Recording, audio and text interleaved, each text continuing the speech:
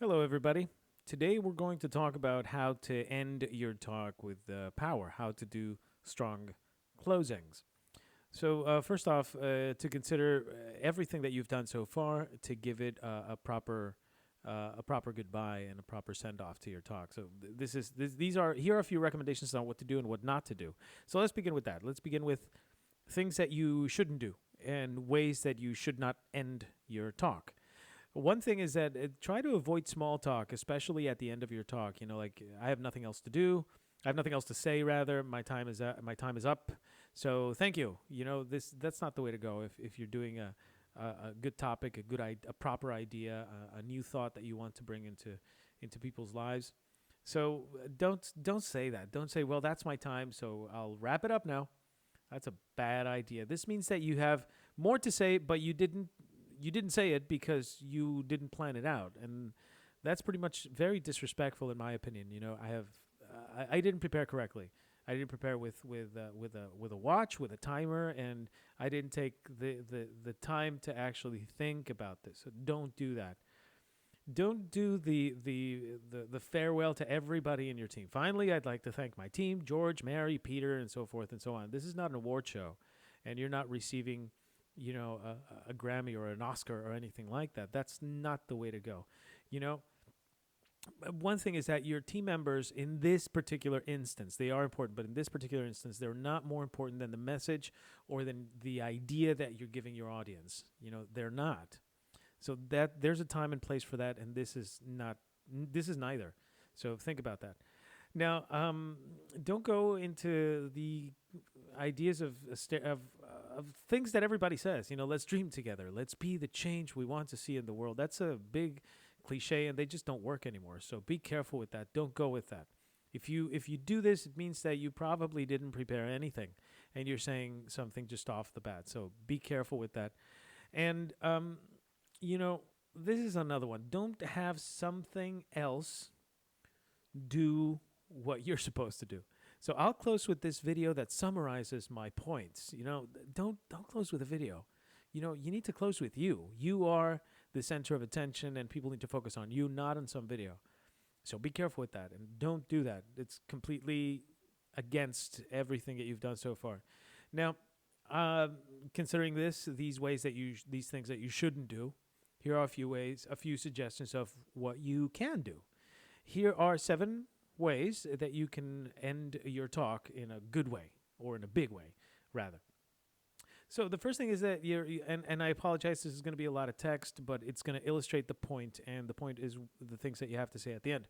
So the first thing is show a bigger picture. Okay, there's a scientist named David Eagleman.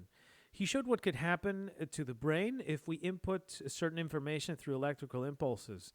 So the brain can have much more power than we currently have normally. So this is what he says, and I quote: "Just imagine an astronaut being able to feel the overall health of the International Space Station." Now he says to feel, not to see, but to feel the overall health of the International Space Station, or for that matter, having you feel the invisible states of your own health, like your blood sugar and the state of your microbiome, of having 360 vision or seeing in infrared or ultraviolet. So he's basically talking about, you know, all the things that can be done, with the proper instruments to your brain, or the proper impulses, rather.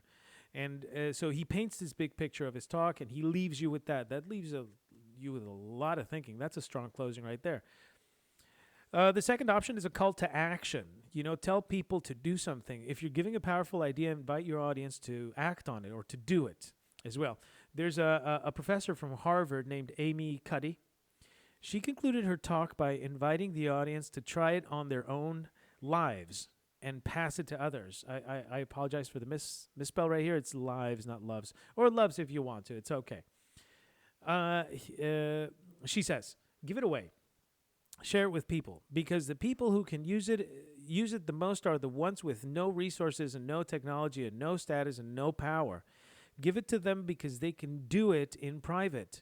They need their body's privacy and 2 minutes, and it can significantly change the outcomes of their life. So she's inviting people to do what she's talking about. We're not saying exactly what it is, but if you are giving an idea or motivating people to do something, you can invite them to do it as well. So this is also a pretty good way to close, and it also leaves an idea or thought in people's minds. Another one is a personal commitment. How invested or are you in what you're talking about? If you're talking about a major project, what are you doing? Now, I remember there's uh, a Dutch kid called Boyan Slat. This kid is talking about the ocean cleanup. Now, I didn't mention him. There's no visual to back him up in this presentation, but I will mention him.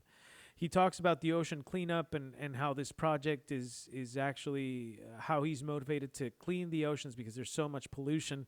You know, he went to on vacation somewhere in Greece, I think, and he found plastic bottles and birds dying because they ate so much plastic in the ocean and so forth and so on and he one of the things is that he's invested into this ocean cleanup project because he actually goes on the boats and does a lot of the work himself, so he gets his hands dirty. Here's the example that I'm illustrating here. Bill Stone spoke of the possibility of humans returning to the moon. That's a big one. And he says, I would like to close here by putting a stake in the sand at TED. I intend to lead that expedition. So he's going to actually be on the expedition of going to the moon in sometime in the future. His name is Bill Stone, so keep an eye on him. Another thing is to bring values and vision. There was a teacher called Rita Pearson. She's now no longer with us. She gave a beautiful talk on how teachers need to build a real relationship with their kids, and I completely agree with her. I'm a teacher, and actually creating a relationship benefits the learning process in many ways. And this is a long statement, so bear with me. She mentioned teaching and learning should bring joy. How powerful would our world be if we had kids who were not afraid to take risks, who were not afraid to think, and who had a champion?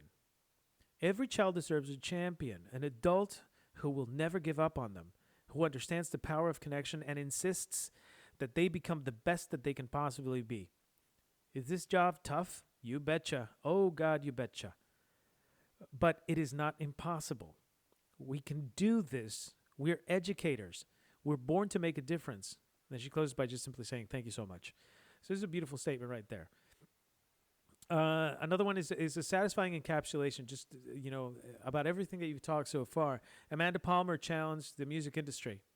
She was pushing the music industry to think differently, the business model of the music industry, rather, more than anything. And she talks about this, especially with all the download revolution that happened in the early 2000s, where people were getting a lot of music illegally and downloading it and sharing music throughout the world in a very, very simple way. Now, she was pushing the music industry to change, to think differently, and provided options like Spotify and like other platforms that exist. And she was, I think, one of the pioneers for this, as from what I believe. Don't quote me on this. And she talks about this. She says, I think people have been obsessed with the wrong question, which is, how do we make people pay for music? Now, how do we make people pay for music? What if we started asking, how do we let people pay for music? And she leaves me thinking, that she's allowing me to pay. She's giving me the option of paying, and most people actually will pay if they are given the option, which is a pretty positive effect in the music industry nowadays. This also is important, narrative symmetry. Okay, which means that whenever you're providing a story or telling a story or talking about your topic, you need to connect everything in it. That's very important. And in the end, close with something that had to do with the beginning and had to do with the middle. Steve Johnson connected the importance of coffee houses in Britain and GPS, Global Positioning System. Now, you might wonder how he did this. Well, here's what he did. This is not a quote, but this is what he did. He revealed the importance of coffee houses in industrial Britain. Towards the end, he told the powerful story on how GPS was invented, and then he threw in the fact that most people in the audience probably use GPS to find a coffee house today, which is very true. Most of us use GPS to go everywhere. Google Maps or Waze or Apple Maps or whatever app you have to navigate. They are mostly dependent on global positioning system, and a lot of us do it for things as simple as trying to find some coffee, a place to buy a drink. So he during his narrative he talks about both, and he connects them perfectly, especially towards the end when you make people uh, think and you make people realize that what you're talking about has come in full circle. And last but not least, the lyrical inspiration. It's possible to end a talk with poetic language, and this is not easy. So be careful with this. It doesn't always work. This is how Brene Brown ended the talk on vulnerability. And vulnerability is a very, forgive me for sounding redundant, but talking about vulnerability makes you vulnerable. And you can see this with her closing. This is what I have found, she says, and I quote, "This is what I have found. To let ourselves be seen, deeply seen, vulnerably seen. To love with our whole hearts, even though there's no guarantee. To practice gratitude and joy in those moments of terror when we're wondering, can I love you this much? Can I believe in this passionately? Can I be this fierce about this? Just to be able to stop and say, I'm just so grateful because to feel this vulnerable means I'm alive." And the last, which I think is probably the most important, is to believe that we're enough. Because when we work from a place, I believe, that says, I'm enough, then we stop screaming and start listening. We're kinder and gentler to the people around us, and we're kinder and gentler to ourselves. That's all I have. Thank you. And she closed. That's a very strong, very, very strong way of closing. And she ends her talk vulnerable with the topic of vulnerability, or the other way around. So, whatever you choose, whichever way you want to end, make sure it's planned. Always plan it out. An elegant closing paragraph followed by a simple thank you. That's the best way to close a satisfying topic. And if you continue with it, it's worth to take the time to figure this out. It's extremely important. Take the time to figure out how you're going to close, to make sure that you're closing the loop. Basically, think about this as a loop, and you need to come in full circle and close what you've started. So take your time, think about it, map it out, and people are going to respond very, very well. So thank you very much again. And if you have any comments or questions, please leave a comment below the video. Thank you.